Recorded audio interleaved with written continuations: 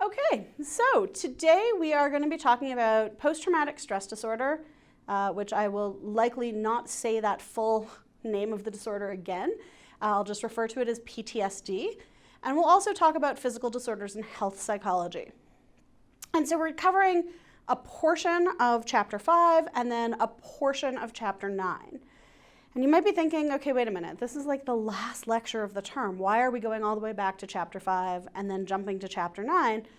And it's in large part because the last thing we do in this course after this lecture is we discuss the book Missoula. And in Missoula, one of the things that we will, of course, be talking about, the book is about sexual assault on a university campus. So we will be talking about PTSD because PTSD, unfortunately, is what can happen after people have been raped. And also, it's always towards the end of the term that I like to talk about physical disorders and health psychology because we talk about some of the ways you can manage your stress. We talk about some of the things you could be doing to help boost your immune system during stressful periods. Now, the argument can be made, especially now, that maybe I should have done this as the first lecture, given that we are living through very stressful times with the COVID-19 pandemic that doesn't seem to be waning at all. But I'm going to go ahead and assume that as we approach final exams and end of term papers, it's still a more stressful time than the beginning of the term was. At this point, you've settled into the routine of the semester, but you have zero control over what's happening in the world around us. And so we're going to talk a little bit today about things you can do to help. Now, I do want to remind you that when we talk about Missoula, especially because we are talking about sexual assault on university campuses, and I'm not naive. So I know that some of you watching this video will have either been sexually assaulted, will know someone who has been, and this can be triggering, okay? So I want to really encourage you to take care of yourself. Remember that with these video lectures, you can pause them at any point, you can come back to them. And again, please remember that on Blackboard, I have provided you with a list of resources, including the information for the Distress Center and student counseling on campus, where we have counselors on call every day and emergency appointments available. So please be kind to yourself and remember that this can be heavy, as will be the discussion when we have book club talking about Missoula. So I just want to put that out there, okay? The other thing is if you're really struggling to get through the material, please just get in touch with me and we'll figure something out. But I think it's an important book to read and this is an important lecture to do. So that's what's going on. So the interesting thing, of course, about PTSD is it is the only disorder, truly, in the DSM that we know what causes it to some extent. We know that PTSD results from exposure to a traumatic event, period. If you go through life without being exposed to any traumatic events, I want to know what kind of bubble you're living in. But more than that, you will not develop PTSD. So we know that. The question becomes, why doesn't everybody who experiences a similar trauma experience PTSD? So if we take the example of a plane crash, and this term, it feels totally fine to talk about plane crashes because no one's getting on planes these days, right? In a regular term, as we're like winding down and people are looking forward to traveling over the holiday period, I start talking about plane crashes and everybody's like, don't talk about plane crashes, I'm getting on a plane in 3 weeks. No one's going anywhere these days, right? So let's talk a little bit about plane crashes.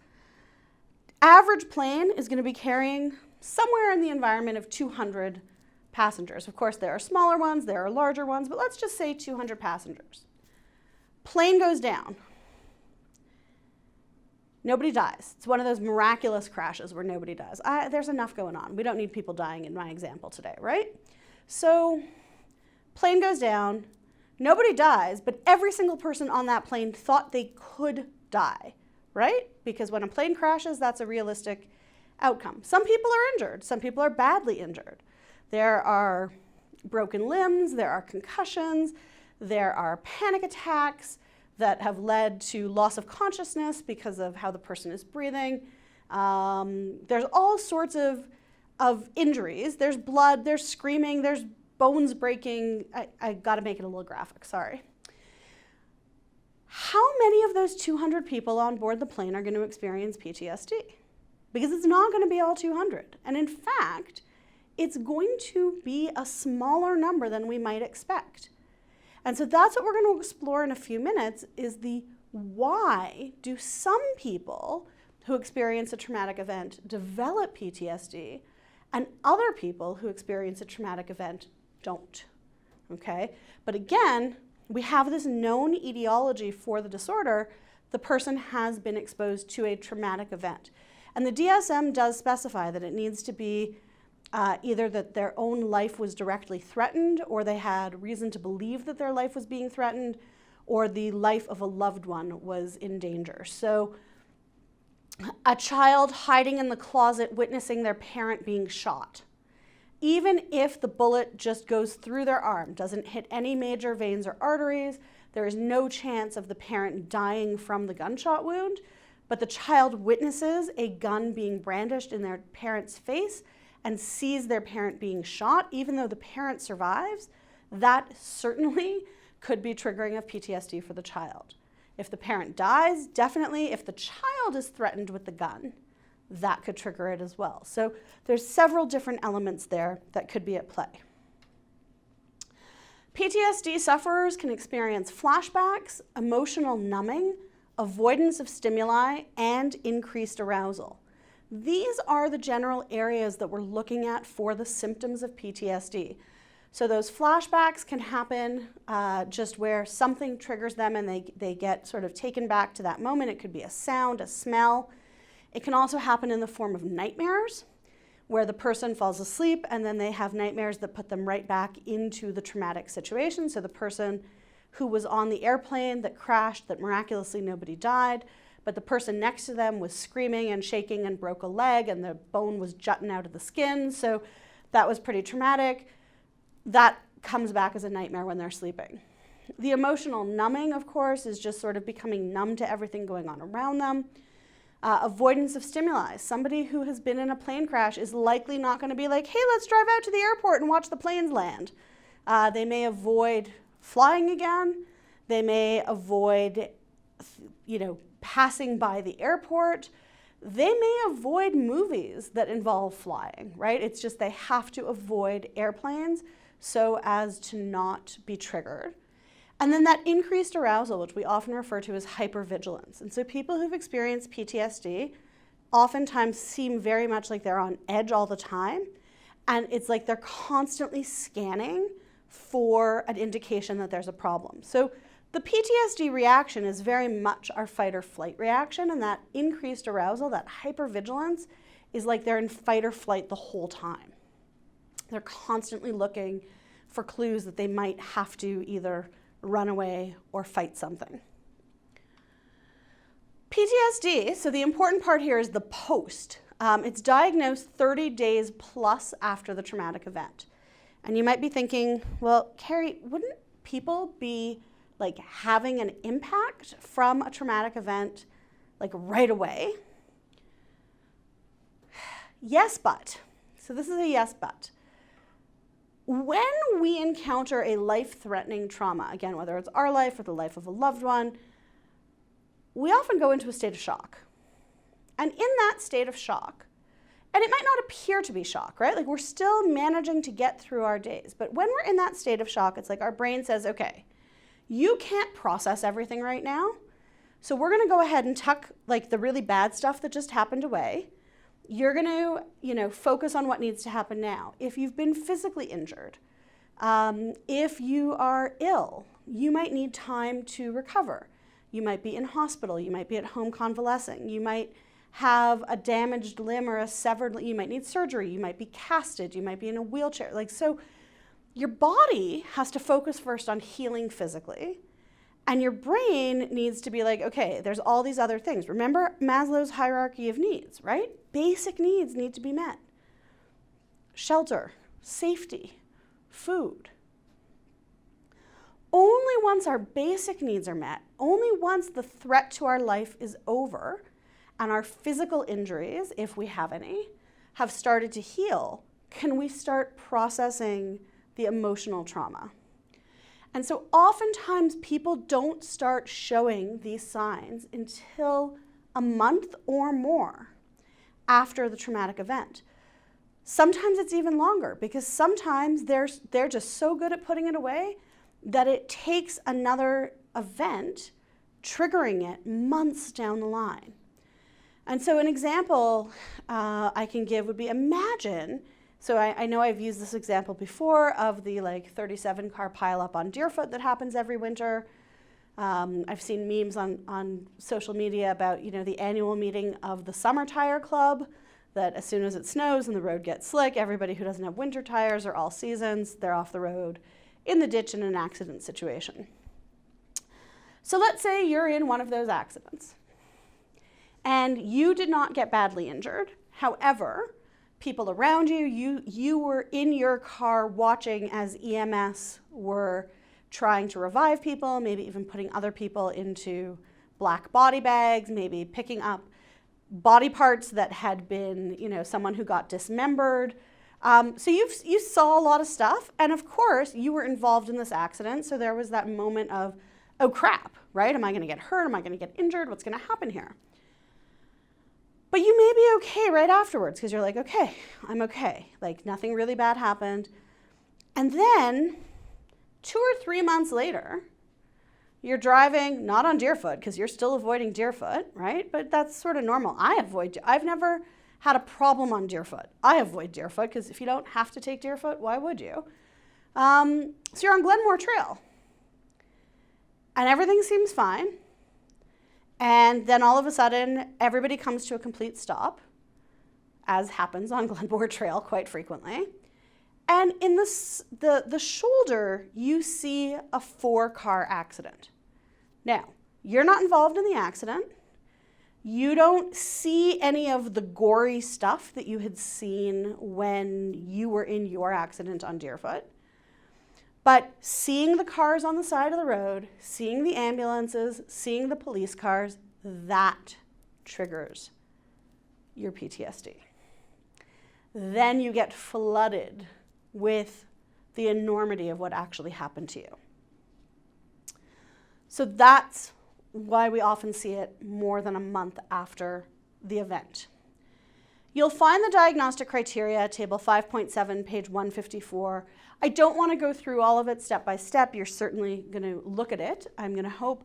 But I do want to point out one change that went into DSM-5 that had not been in DSM-4, DSM-4-TR, which is that PTSD can, there's either the threat to yourself or a loved one of death or major injury, but they've also added basically almost like a category for first responders, which is if through the course of your work, you are exposed to trauma repeatedly or images of trauma repeatedly that causes the symptoms of PTSD, you can be diagnosed with PTSD. So they do add the stipulation that it's not images like if you happen to really love gory crime shows and movies and you watch a lot of them and then start experiencing some of the symptoms of PTSD, that's not going to get diagnosed as PTSD.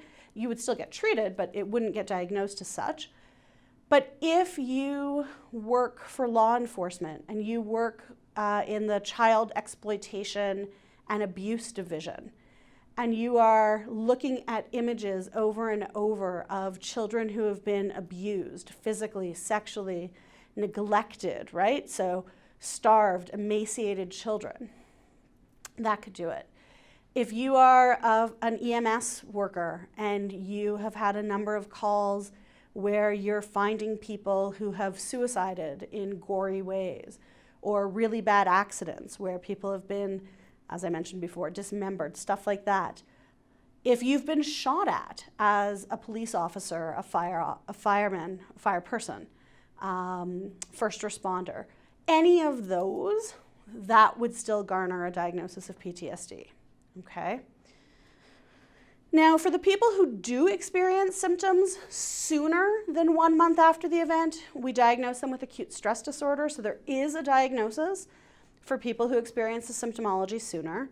The diagnostic criteria is virtually identical to that of PTSD, the difference being that it is acute, it's within the first month. All that really changes about it is that we start treatment sooner. It doesn't mean that they're more severe or less severe. It's just that they have recognized that the symptoms are interfering with their life at an earlier point. Now, again, the reason we're really talking about this in our lead up to talking about Missoula is because as many as 32% of rape victims experience PTSD. A third of people who are sexually assaulted will experience PTSD. That's a sobering statistic, especially when we consider that we know, I would say, pretty little in terms of the rates of actual rape and sexual assault. And as you've been reading Missoula, you're realizing exactly why. It is the one criminal activity where the victim is put on trial instead of the perpetrator. So a lot of sexual assaults, a lot of rapes go unreported. A lot of people are ashamed. A lot of people somehow think it's their fault. It is never your fault. I want to make that crystal clear. They worry that people won't believe them. They worry that people will call them names. People will make assumptions. They've heard about how unpleasant a rape exam is. They've heard about how law enforcement treat them. They've heard about what happens at trial. So they don't report it. And we're going to, again, in Missoula, read a lot about that, and we'll talk about that, certainly. But so as many as 32% of rape victims experience PTSD, my guess is it's higher. When I was working clinically, I had a number of people disclose to me that they had been sexually assaulted or raped. I was their first point of disclosure. In some cases, one case I remember unfortunately, really clearly, it was someone who was 18 at the time that they disclosed for a sexual assault that happened when they were 6 years old. So for 12 years, she said nothing to no one. And I was her first disclosure. So this is big, and we need to be talking about it more. And it's uncomfortable to talk about, but that's why we're talking about it.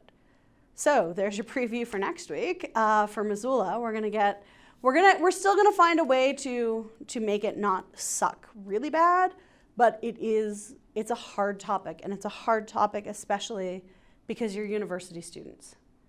You are in the age group that is likely to be targeted and to experience this. And for that, I apologize, because it shouldn't be happening. Nobody should ever be having any sort of sexual engagement, sexual activity with someone who has not consented. I am not suggesting that we start making, 5-page consent forms that you have to give to a partner and verify their ID before you have sex. What I'm saying is it's simple enough to say, hey, do you want to do this? And if the answer is no, that's where it stops. End of story. There's no cajoling, there's no I bought you dinner, there's no I already took my Viagra. Doesn't matter. No actually means no. Okay, but we'll get more into this next week. You're like, oh, how much more can we possibly get into this? Oh, we can, don't worry. So, reflection question number 1. Are you surprised that about 1/3 of rape victims experience PTSD? Why or why not? So as I mentioned earlier, PTSD has a known etiology. We know what causes PTSD, this exposure to trauma. Can't get PTSD without the exposure to trauma. But then the question becomes, why do some people develop PTSD when others exposed to the same trauma don't? And we have a couple of factors. One, of course, is going to be genetic factors, right? So we know that some people are predisposed towards anxiety disorders and PTSD. So remember, in DSM-5, PTSD is in its own chapter. It's the trauma and related disorders. But in previous iterations of the DSM, PTSD was considered an anxiety disorder. We know there's an anxiety element underlying PTSD. So we know that people who are more predisposed towards anxiety might be more likely to develop PTSD. Okay. Also, if there's a family history of anxiety disorders, that may make someone more prone to developing PTSD. Then we take a look at family instability, okay? And if you're from an unstable family, that increases your risk of PTSD. And let's think about why for a second. Not every family needs to be perfectly stable 100% of the time, but some of the general expectations we have from our families when we're growing up, certainly, is that our parents will take care of the big stuff, right? Like, I'm not asking my 5-year-old to contribute to the mortgage payments. So we expect parents to provide housing. We expect parents to provide food. Similarly, I'm not instructing my 5-year-old to go out and forage for berries, right? Like, we provide her with a place to live, we provide her with clothing, we provide her with food, we provide her with access to education. We also provide her with some overall stability. She knows that, you know, if there's a problem, she can come talk to us. She knows that we care for her and that we care about her development. Are we perfect? Heck no, right? No parent is perfect. But she's growing up in what I would think is a relatively stable home. There are other people who don't have that. There are other children who grow up in a home where there's unstable parenting. Maybe there's unstable parents in the sense that maybe it's one biological parent and then the partner of that parent, but that partner changes frequently. Maybe it's a family environment where they're moving a lot, so they don't have that stability of having a home. Maybe finances are really tight and there's uncertainty as to whether kids are going to eat more than once a day. You know, one of the big concerns when we entered that COVID lockdown period in the spring was, what about children who get their breakfast and lunch at school? What's going to happen to them? Because there's a reason that they're getting food at school for free or at low cost. And so what will happen? And so a lot of organizations right here in Calgary, like Brown Bagging for Kids, really stepped up what they were doing and making food available throughout the city for people to pick up, because that was a real concern. So that level of family instability certainly could play a role. And then, of course, that emotional piece, right? So some of you may have had the experience where you do something like really bad. Like, we're talking really bad. Like when you were younger, not right now. And you probably expected your parents to read you the riot act. And maybe they didn't. Maybe they laughed it off because maybe they did the exact same thing and they're just like, oh God, this is karma, right? That my kid would do the same thing I did. And you're like, huh? But it's also possible that you do something quite minor and your parents fly off the handle. And so if you're growing up with that going on a regular basis, you're never sure, are you going to get in trouble for dropping your food on the floor? Are you going to get in trouble because you took too long a shower and used up too much of the hot water? Are your parents going to yell at you because you didn't get an A+, you only got an A? Right? So that level of instability, also never quite knowing what your footing is. So we can look at both emotional instability, relationship instability, and then of course that, going back to Maslow's hierarchy, that basic sense of security stability. And if we have that instability, that can increase our risk of developing PTSD following exposure to a trauma. Anxiety sensitivity, similarly, people who fear being anxious are more likely to develop PTSD. So if you are worried about being anxious, which anxious people often are, that increases your risk of PTSD. And then finally, social support. Social support, of course, the more support we have, but it's not even what we have, it's what we perceive we have, the less likely we are to develop PTSD. So social support works as a mitigating factor, a protective factor. And it's not even necessarily that you have a very strong support network, but it's that you think you do. So they did an interesting study years ago where they asked people to generate a list of people they could call at 2 in the morning if they were in trouble. Now, I do not suggest you actually try this at home. You can make the list. Don't try calling people at 2 in the morning. And of course, today an added complication, of course, is that a lot of people either turn the volume off on their cell phones or put their phones into do not disturb mode when they go to sleep, in which case people can't get through. Back in the dinosaur times when we had landlines, you didn't have a choice. If the phone rang in the middle of the night, everybody in the house heard it pretty much. And so the idea was the more people you felt you could call if you were in trouble at 2 in the morning, the more social support you perceived you have and the better off you were if you were exposed to a trauma.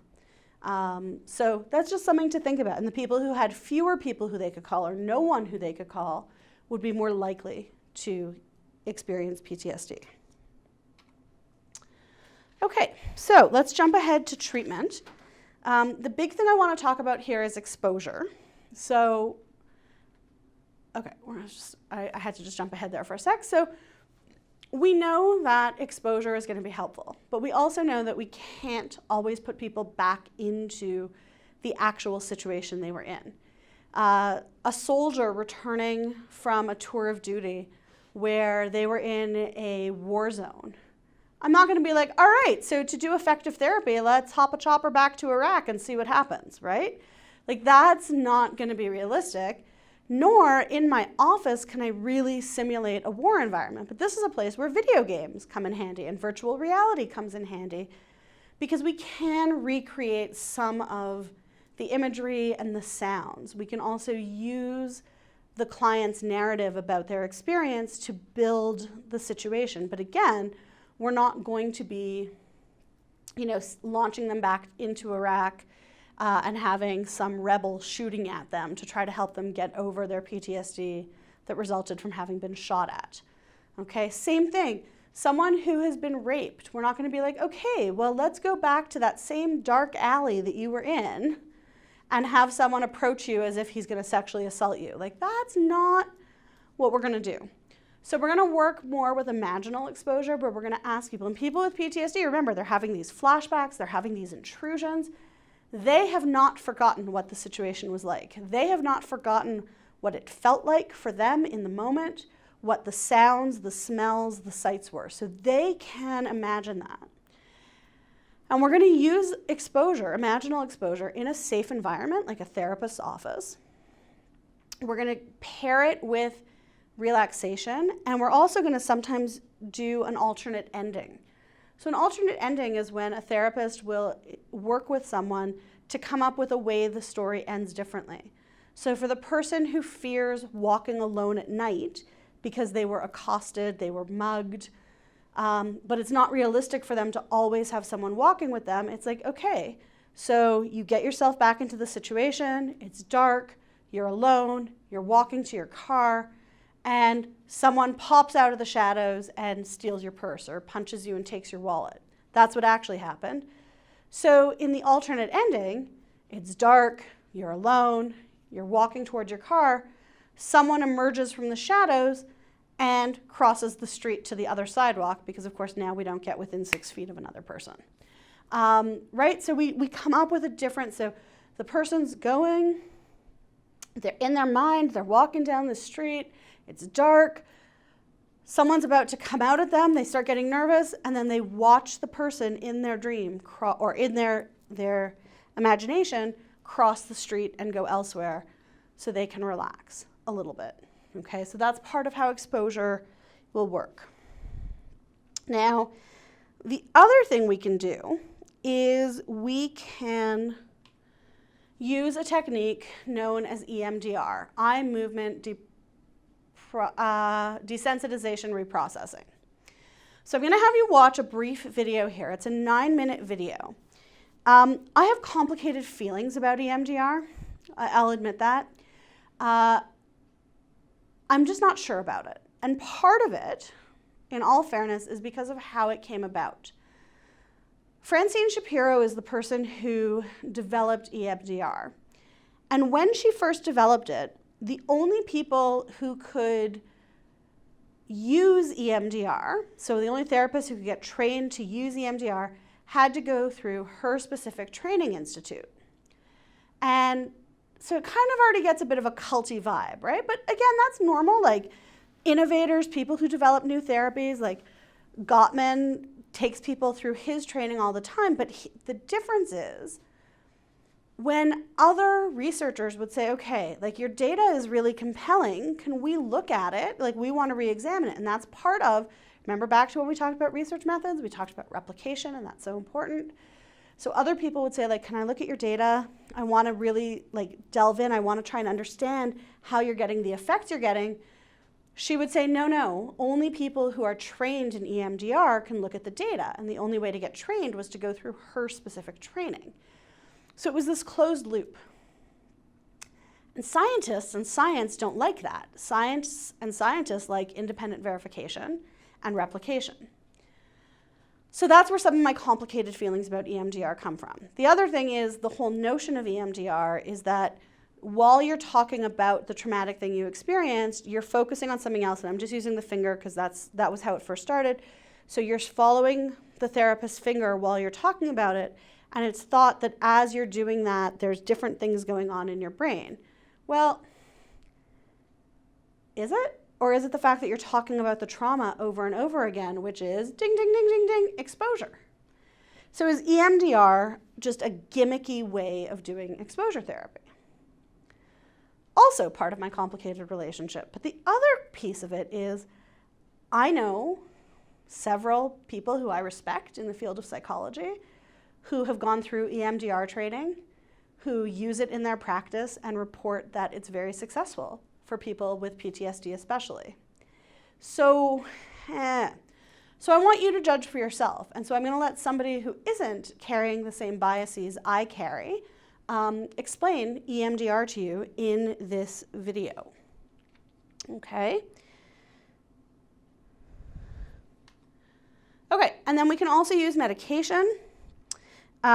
Specifically, we're going to look at some short-term anxiety medication for those initial stages of PTSD, so it can be necessary.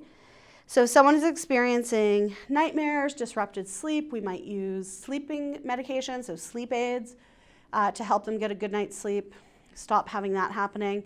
We might use the short-acting, short-term anti-anxiety medications, so the benzodiazepines.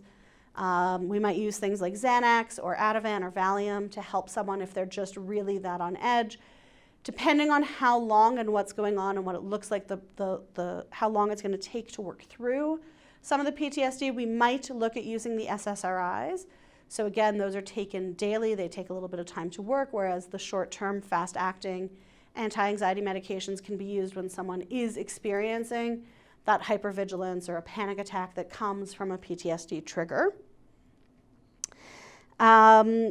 So again, we want to make sure that we're not just medicating the person and not having them deal with the issue, but at the same time, there's a recognition that if someone is so tightly wound and experiencing these intrusions and the hypervigilance, we may need some short-term medication to help them get to a point where they can start doing the harder work of delving deeper and exploring. So, reflection question number 2. Do you think EMDR is a fancy way of doing exposure therapy or a unique treatment modality? Explain. So again, you've watched the video about EMDR at this point. Do you think it's a fancy way of doing exposure therapy or is it a unique treatment modality? Explain, please. Okay, so now we're going to talk just a little bit about physical disorders and health psychology. What we know, of course, is that the mind and the body are connected. This is no longer surprising, shocking, crazy worldview. We don't need to debate that. We know that, okay? So it's really important for us when we think about our physical health to also think about our mental health.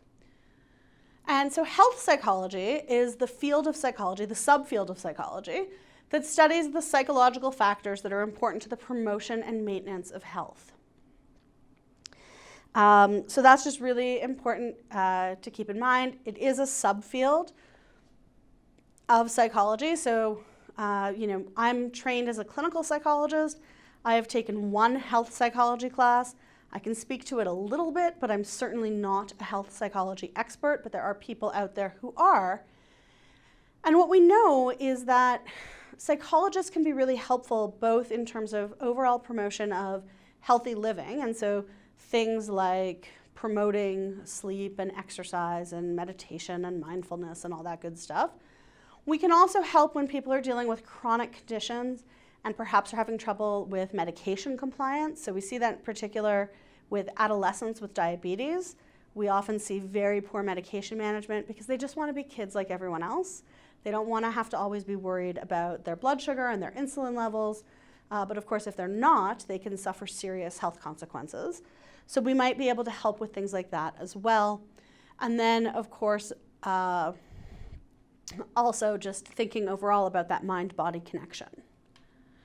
So let's talk a little bit about stress, because it's the end of the term. None of you are stressed, right?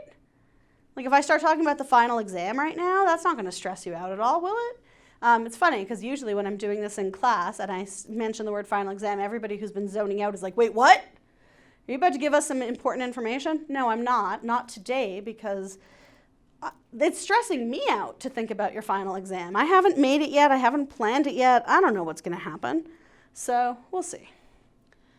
So Hans Selye was a researcher who first brought the term stress over to psychology, so to speak. The term stress itself originally is from the field of engineering. And that kind of makes sense, right? So when you're driving over a bridge, one of the things the engineers had to think about as they were designing the plans for building it was how much stress can be placed on the bridge. So how much weight, how many vehicles, how many steel girders do they need to hold it up, how much reinforced concrete to make sure that the bridge doesn't collapse. It happened a couple of years ago in Minnesota that people were just like driving along a bridge and boom, the bridge gave way and people found themselves in a lake. We don't want that to happen. So that's where the term stress came from, and Selye brought it over to more of a physiological domain, and he talked about what he called the general adaptation syndrome. And in the general adaptation syndrome, he said, when we encounter a stressor, we go through this reliable, predictable series of events known as alarm, resistance, and exhaustion. So alarm is we first notice the stressor. Resistance is when we essentially either adapt or don't.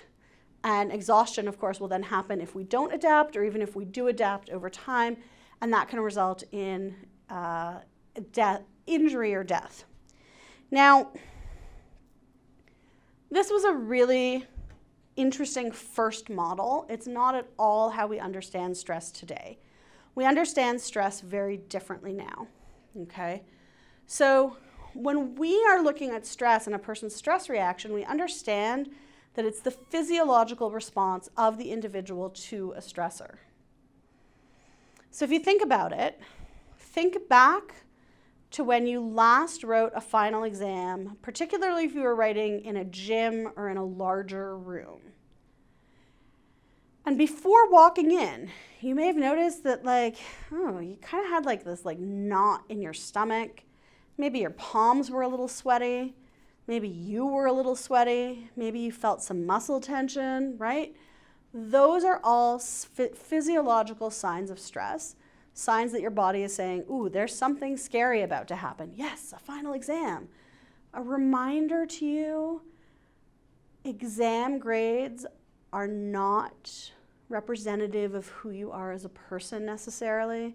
Even if you fail an exam, it doesn't mean you're a failure as a person. It's a snapshot of time. Please know that you are more than your exam performance, okay? Please remember that. It's hard. I remember as an undergrad how much I stressed myself out. And for what? It's an exam. You'll be fine. And if you're not, you'll retake the class. It's all good, okay? Okay. So contributions to the stress response, well, we can certainly think about physical and psychological and social factors, a little all over the place, sorry guys. So here, one of the things that we have to consider is that, or two of the things actually, that predictability and controllability are really important. One of the reasons that you all send me questions or ask me questions in class about things like the final exam is because you want to be able to know what's going to happen when you walk into the room, or in this case, get the email from me at 9 o'clock in the morning. You want to know how many questions there are. You want to know where the questions are distributed, like from the different topics, because that'll help you focus your studying. It'll help you determine, do I really need to study this area? So one of the things I remember from studying for the psychology licensure exam, so there's an exam called the Examination for the Practice of Professional Psychology, the EPPP. It's what psychologists write in order to become licensed or registered as a psychologist. And there are different sections, and there's a section on industrial organizational psychology. I have taken through 3 psychology degrees. So I did my Bachelor of Arts in Psychology, I did my master's degree in psychology, I did my PhD in psychology. And do you know how many IO classes I have taken? That would be the big donut, big 0.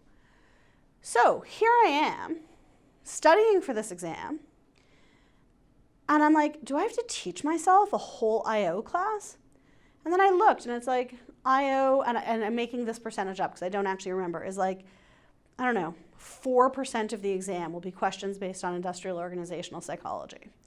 And then I looked through the review materials, and I'm like, okay, well, some of this is stuff that really I would know based on my knowledge of social psychology. So I was like, do I really need that 4% to pass? And let's even assume I can get 1% correct based on social psych knowledge.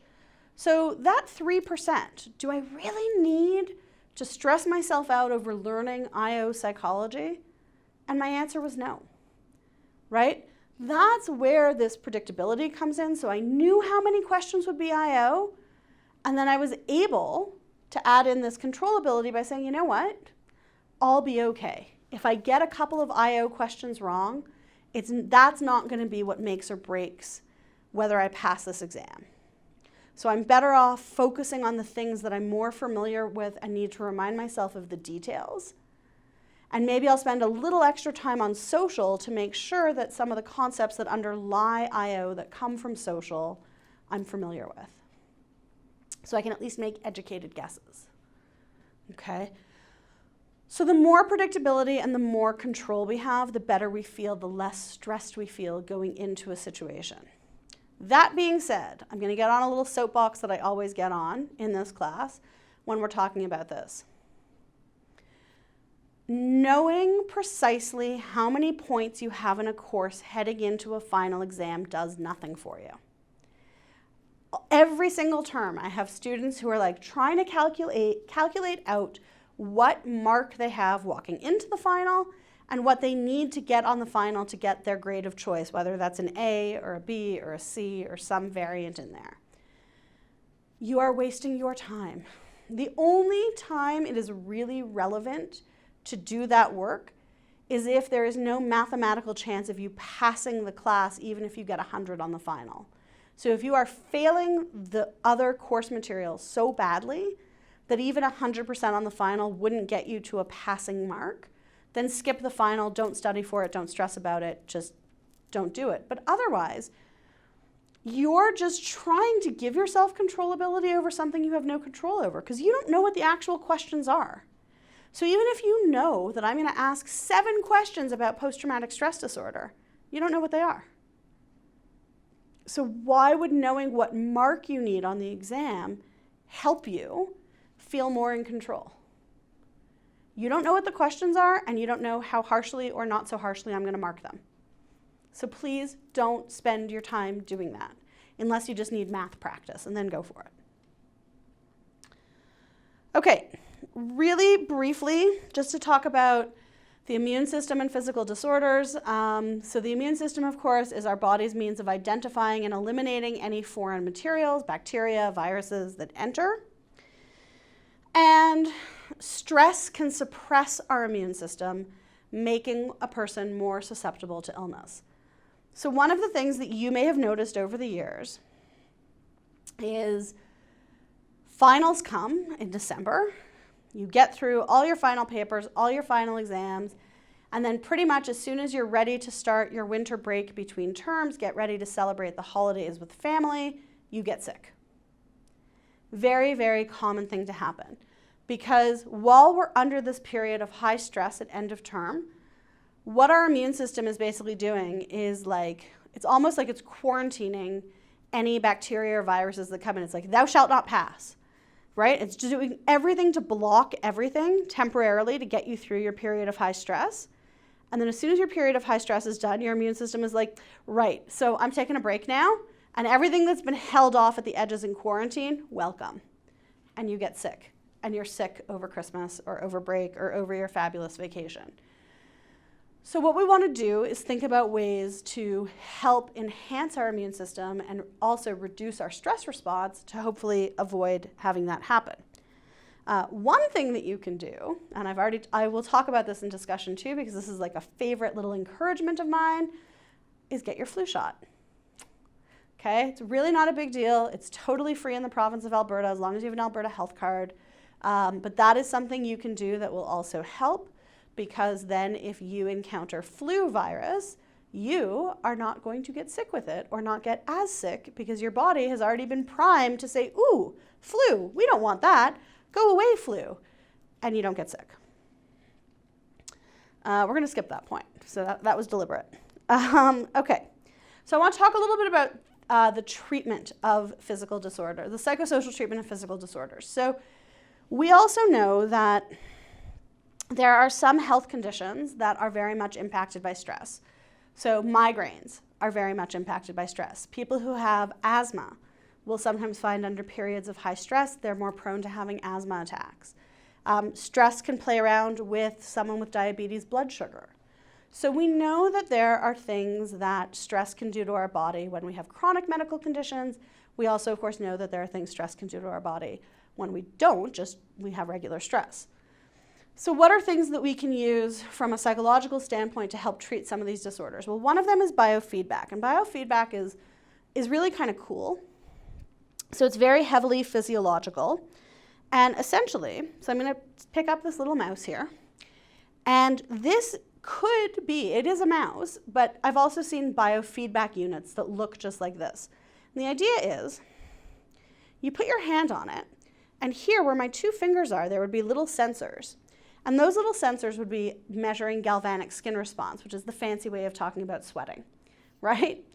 And what happens is, you put your fingers on it, and it will emit a really loud, annoying, high-pitched sound if you are stressed. And you might think, well, that will stress you out more. Yeah, it might initially, and then you get used to it.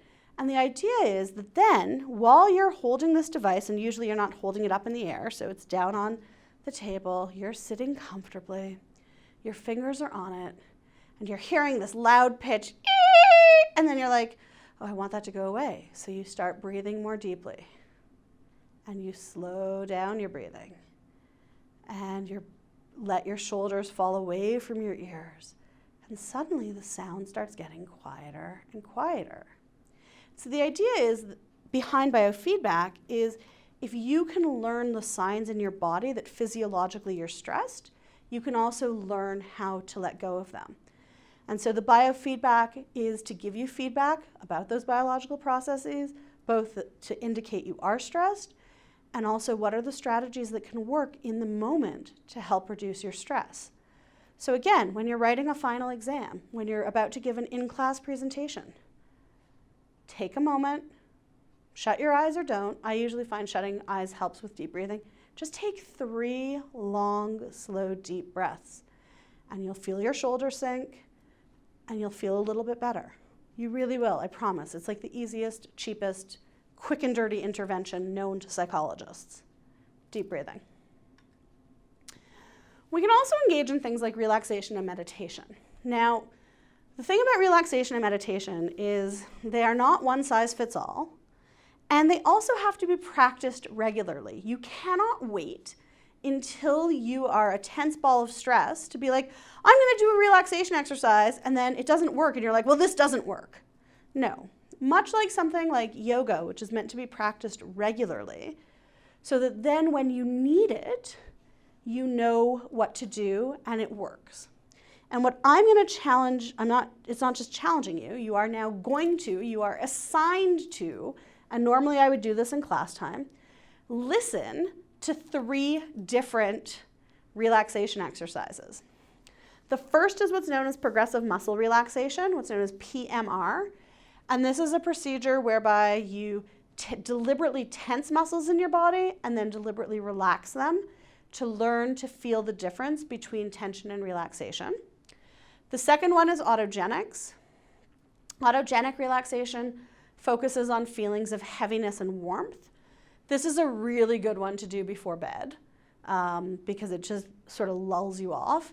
And then for those of you who maybe are less into a more active relaxation exercise, we also have the rainbow meditation.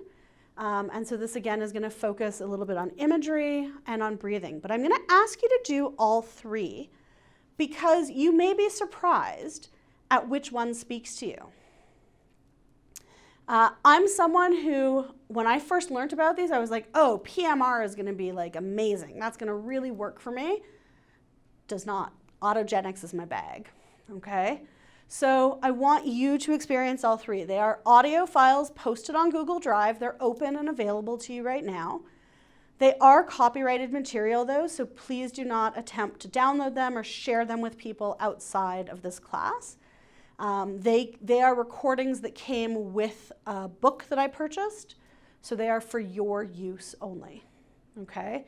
And so again, let me know if you have any trouble accessing them on Google Drive, but please go ahead and listen to them. Okay, another thing that we can do is we can use denial as a means of coping. And you might be thinking, well, isn't denial a bad thing? Yeah, it is. So as a general rule, denial of a stressor is a bad thing, right? So just pretending it's not there doesn't make it go away, doesn't help us deal with it. However, if we're given really huge life-changing information, until we're able to sit down and process it, denial can be really helpful. But we want to be really careful with what we're doing to cope because there's adaptive and maladaptive ways of coping. So adaptive ways of coping could be things like talking to someone about it, doing some research about the stressor or the problem, trying to come up with a solution, consulting experts, consulting friends, family, whoever. Maladaptive ways of coping are consulting our specific friends, Jack, Daniels, and Ben and Jerry, right? Like, we don't want to turn to drinking. We don't want to turn to comfort foods. We don't want to turn to drugs or alcohol, or I said alcohol already, drugs or smoking, right? Like, there are definitely things that are not great coping tools and that could lead to their own problems. And then there are, of course, better ways. And so denial has a place, but really only when we're facing something really big that we're just not prepared to deal with and we need a little bit of time to process before we actually deal with it. And then, of course, another thing psychologists can be helpful with are modifying behaviors to promote health. And now I'm going to sound like your mother. It is what it is.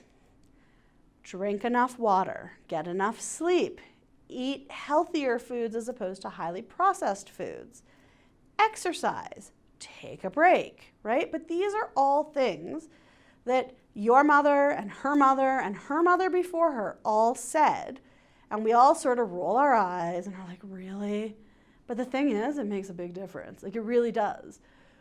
There's actually research out there saying that for some people with depression, physical exercise is as effective or more effective than antidepressant medication. So think about that for a minute. And we're not talking like you need a gym. We're talking throw on a pair of shoes and go for a walk for half an hour. And that's it. We're not talking 3-hour walk. We're not talking you have to be dripping with sweat. Moderate physical activity can be as effective as antidepressant medication for some people. So again, this is not me saying if you're taking an antidepressant, stop taking it and just get some exercise and you'll be fine. That is not the case. This is something to talk about with your physician, your psychologist, your psychiatrist, if that's an issue. But we know that regular physical exercise can make you feel better. It can also help you sleep better. It could also encourage you to drink more because you're like, oh, I've been exercising, I'm a little sweaty, I'm a little thirsty, I'm going to drink some more water. It is so easy to eat crappy food.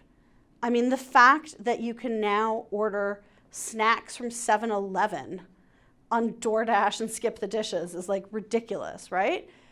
And so even prior to Skip and DoorDash and Uber Eats and all that stuff, unhealthy food was always going to be quicker and easier to obtain. McDonald's drive-thrus are open 24 hours a day. Supermarkets aren't, right? McDonald's drive-thru takes you they aim to have you from the time you order to the time you drive away less than 2 minutes, right? You can't cook a meal that quickly. But what you're eating is a lot of salt, a lot of fat, and a lot of preservatives, which is fine every now and then, but not every day. As university students on tight budgets, you can go to the dollar store and buy a whole lot of ramen, right? But basically, you might as well just buy like a salt lick from a farm supply store and just sit there and lick your salt, because that's basically all you're eating when you eat ramen. Poor Ian is cracking up right now. It's actually kind of funny, and it's hard for me not to laugh when he's sitting there laughing on the other side of the camera. So what are ways that you can do a little bit better? I'm not talking like full overhaul, plant-based diet, earthy, crunchy, hippie granola, right? Like, we're not going that far. But SAMRU has a good food box available every month that's full of produce, and it's really inexpensive. If you actually sit down and looked at how much money you're spending on Skip, on DoorDash, on drive-thrus, on convenience stores, and took that amount of money to the supermarket, you would probably find that you could buy fresher, healthier ingredients, make yourself better food, and have money left over to buy the really expensive good chocolate, right? So I'm not saying deprive yourself. I'm saying think about what you're putting into your body, right? That all helps with stress reduction and health promotion, which is really where I'm going to end things. Well, actually, I'm going to end things with a reflection question, because that's what I do. Did any or all of the relaxation exercises make you fall asleep? If so, is that just because they were super relaxing, or just because you're really tired? So please let me know if you fell asleep, and it's totally okay. When I play these in class, inevitably I have some people fall asleep. I actually had someone, this funny story, a couple of years ago, who like deep sleep, snoring. Other people around this person were like looking because they were so distracted by the very loud snoring that they couldn't relax. But I was like, oh. And then the student was like, oh yeah, no, I just worked a night shift. I was just really exhausted. And I was like, oh. So did any or all of the relaxation exercises make you fall asleep? And if so, is that because they were super relaxing or just because you're so tired? And with that, we wrap up the course, except for our discussion of Missoula. See you next week.